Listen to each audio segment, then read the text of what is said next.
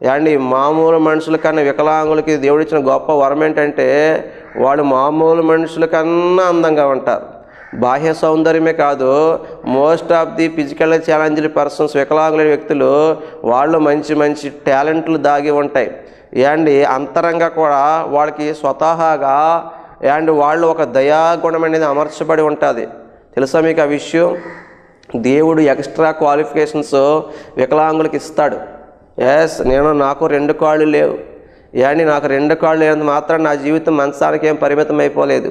నేను నడవలేకపోయినా ఇదిగో దేవుడు ఏదో ఒక రూపేణ నాకు సహాయం చేస్తూ ఒక స్టిక్ ద్వారానో ఒక మనిషి ద్వారానో 3 వీలర్ వెహికల్ ద్వారా నేను తిరిగేస్తాను.